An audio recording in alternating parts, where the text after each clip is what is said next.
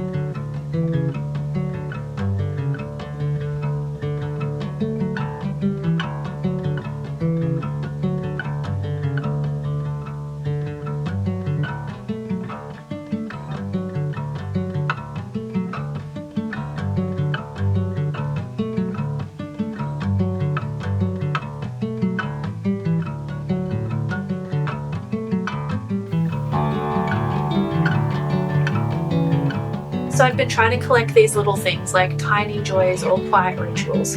Anything that makes the day feel a little less like a giant existential shrug. And one of those things has been jewelry, which is very the confident girl gets her groove back sort of energy of me. Luisa sent me some pieces recently which were gifted. Thank you, absolute angels. And I've actually been wearing them like just around the house, like packing orders and while I'm painting and alone, which if you know me is not something I typically tend to do.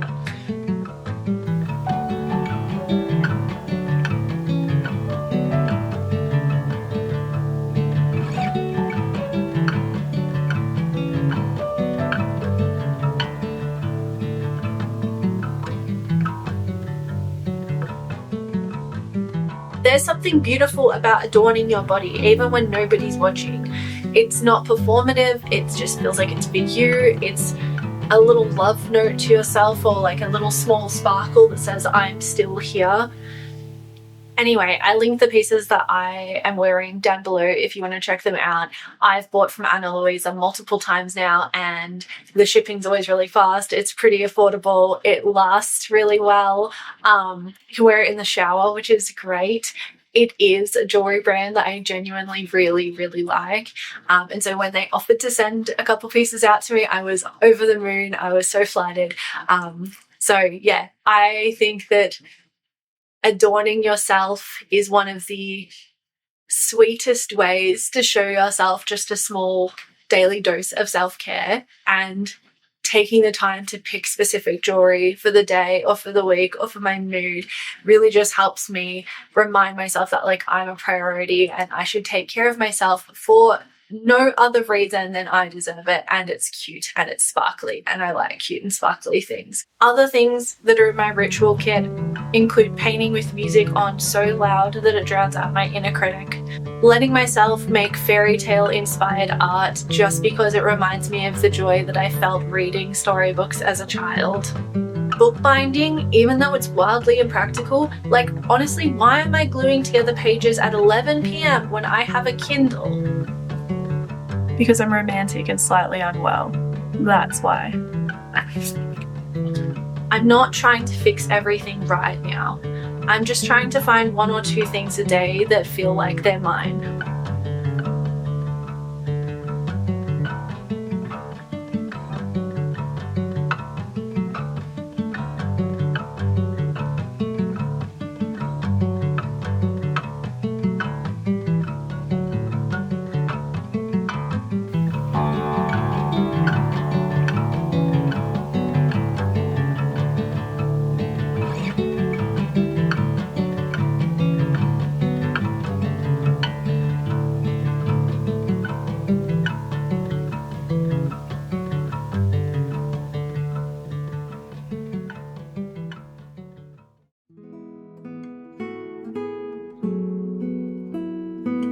Honestly, it's not a grand comeback.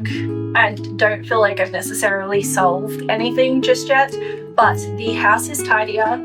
My sketchbook has more pages filled, which is excellent. I feel more like myself than I have in a really long time. I feel like I'm prioritizing myself and taking care of myself. And maybe that's the point. I'm starting to feel like myself again. Not all at once, but I guess almost like in tiny pieces. And maybe that's the point. Maybe the small joys are like scaffolding the bigger ones. It's a necklace or a cup of tea or a single sketchbook spread or like a cuddle with my dog that build up to make a life that is consistently joyful instead of delaying and prolonging for these big moments that may never even come. It's finding joy in the little things, and the more little things you find joy in, the more joyful your entire life ends up being. So yeah, that's where I'm at. Gifting myself some slowness and some grace and slowly crawling out of the soup. So if you're in the soup too, hi, I see you. Let's crawl out of this together, shall we?